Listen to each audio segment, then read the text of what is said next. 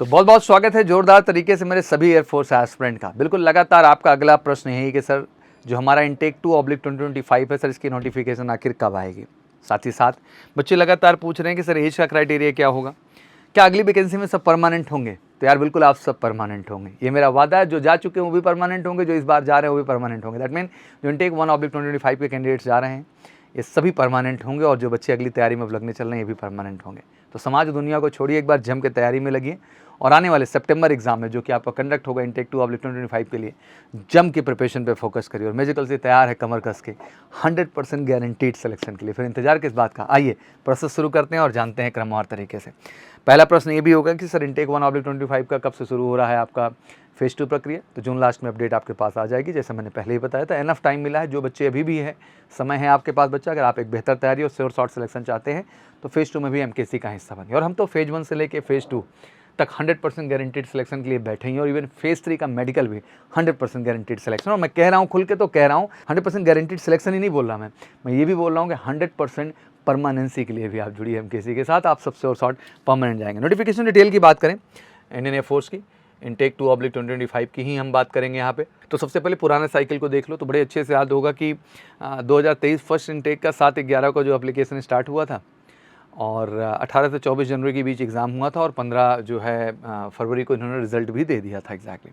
इसी के पहले फिर अगला शेड्यूल हमने देखा कि नवंबर के बाद ये सीधा शेड्यूल आ गया था मार्च में, जो इंटेक 2/2023 था। 17 मार्च को चीज़ें शुरू हुई और 4 अप्रैल तक फॉर्म भरा गया। 20 मई को एग्जाम हुआ था, 15/6 को उसमें रिजल्ट आ गया था। और ज़्यादा रिजल्ट की बात करें तो 15 से 20 दिन में रिजल्ट अपडेट कर दे रहे हैं। यही दोनों बार देखने को यहाँ पर मिला है। फिर हम लोग आए इंटेक 1/2024 पे। तो यहाँ पे साइकिल थोड़ी सही हुई, क्योंकि यहाँ साइकिल बिगड़ी हुई थी। ये नवंबर में था, फिर उसके बाद ये मार्च में आया, फिर उन्होंने सही किया इधर। अब ये चीज़ जो क्रमशः जुलाई में आनी चाहिए वो जुलाई में प्रॉपर तरीके से आई। 27/7/2023 को जो है नियमबद्ध तरीके से जो है आपका फॉर्म आ गया, जो आता है जुलाई में हमेशा। ध्यान रखिएगा इंटेक 1/2025 का।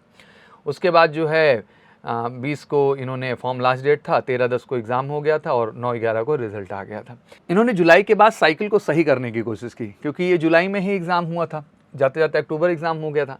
अब ये सेकेंड इंटेक 2024 का करते तो उसकी फिर से साइकिल बिगड़ जाती, और ये चाहते थे कि जनवरी महीने में आपका इंटेक 1 हो और जुलाई महीने में इंटेक 2 हो, ठीक है ना, जो क्रमवार तरीके से। तो इन्होंने 2/2024 इंटेक को मर्ज किया 1/2025 में, इसलिए बड़ी ज़बरदस्त वैकेंसी है। तो जो इसके बच्चे क्वालिफाइड हैं, मैं कहना चाहता हूँ बेटा सबको मौका मिल जाएगा। और फेज़ 2 के अभी भी मौके हैं, आ जाइए जब के तैयारी करते हैं। Written physical medical 100% guaranteed selection के साथ, और परमानेंसी में जाओ यार। फिर 17/1 को इसका फॉर्म आया, 11/2 तक चला, 17 मार्च को एग्ज़ाम हो गया और 12/4 को रिजल्ट आ गया एज यूजुअल। उसके बाद आप अभी तक मतलब इसकी तैयारी में तन मन धन से लगे हुए हैं। 12 मई बीत गया, 12 जून बीत गया। मैंने कहा था ऑलरेडी 2-2.5 महीने मिलेंगे, और वो उसी प्रक्रिया को फॉलो करेंगे। अब इसके बाद इंटेक 2/2025 की बात है कि तो आपके दिमाग में क्लियर हो रहा होगा कि जब 17/1 को ये आ रहा है और जुलाई में क्लियरली आ रहा है, तो अगला इंटेक आपका जुलाई में ही आना है। तो जुलाई में बिल्कुल आपका इंटेक आ जाएगा। सितंबर में आपके एग्जाम कंडक्ट किए जाएंगे। एडमिट कार्ड उसी के 10-15 दिन पहले आ जाएगा। 17.5 से 21 साल मोटा मोटा एज वही रहेगी। और एज की बात कर लें, 25/6/2004 से 25/12/2007 तक का एज का क्राइटेरिया है। तो देख लो, जो एलिजिबिलिटी ये तय कर रहे हैं वो सभी बच्चे तैयारी में तेजी के साथ लग जाए। और एमकेसी बिल्कुल कमिटेड है बेस्ट रिजल्ट्स के लिए हमेशा से। 10+2 चाहिए आपका, 50% एग्रीगेट आपका मैथ, फिजिक्स और इंग्लिश में, और इंग्लिश में स्पेशली 50 नंबर चाहिए। बाकी मैथ फिजिक्स में तो ऊपर नीचे चल सकता है आपका, बट ओवरऑल उतना होना चाहिए। वही चीज़ 3 ईयर डिप्लोमा में भी है, 50 नंबर चाहिए। और हाई स्कूल जो है में आपका 50 मार्क्स होना ज़रूरी है अगर डिप्लोमा होल्डर है। और डिप्लोमा अगर आप एज ए सब्जेक्ट रहा हो डिप्लोमा में, तो वहाँ भी 50 नंबर एक्सपेक्टेशन है। अदर देन साइंस में बिल्कुल 50% ओवरऑल एग्रीगेट मांगा जाता है, बट इंग्लिश में यहाँ भी 50% मार्क्स जो है वो अनिवार्य है। तो कंफ्यूज मत हुआ करो इसको लेकर के। 10+2 साइंस स्ट्रीम हो या किसी और स्ट्रीम से हो। साइंस स्ट्रीम हो तो ऑब्वियसली एक्स के लिए एंड वाई के लिए, दोनों के लिए एलिजिबल हैं, बट किसी और स्ट्रीम से हैं, आर्ट्स से हैं, कॉमर्स से हैं, बायो से हैं भैया, तो आपने जो है वाई के लिए अप्लाई करना है। 50% एग्रीगेट मतलब सब जोड़ जाड़ के, कम ज़्यादा हो सकता है किसी सब्जेक्ट में, बाकी जो है इंग्लिश में कंपलसरी हर जगह है। और जैसे मैंने कहा कि ऑफलाइन ऑनलाइन दोनों ही बैचेस हमने शुरू कर दिए। Target batch 100% guaranteed selection batch हमने कहा है इसको, और बड़ा कॉन्टैक्ट नंबर भी है 9696330033। One of the best teacher की टीम इसमें उतारी है, और वाकई में अनुभवी लोग हैं जो ऑफलाइन ऑनलाइन दोनों ही मोड में बेहतरीन काम कर रहे हैं। बस लक्ष्य एक है 100% गारंटीड सिलेक्शन और 100% परमानेंसी। और इस चीज़ का अगर नारा मैं लगा रहा हूँ स्ट्रांगली, तो इसके बहुत मायने हैं मेरे लाल। बस लग जाओ, क्वालिफाई करो और इंडियन एयरफोर्स जाओ। गर्व के साथ एमकेसी तैयार है आपको उस लक्ष्य तक ले जाने के लिए।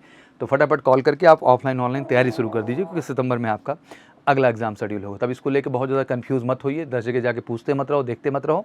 क्लैरिटी दे दी है, यही शेड्यूल फॉलो होगा। अब आपको अपनी तैयारी में लग जाना चाहिए। जून, जुलाई, अगस्त, सितंबर जो आपको समय मिल रहा है, इसी में मेहनत करके आप अपने आप को सफलता की राह पे ले जा सकते हैं। चलिए, thank you so much, wish you good luck. जय हिंद, जय भारत।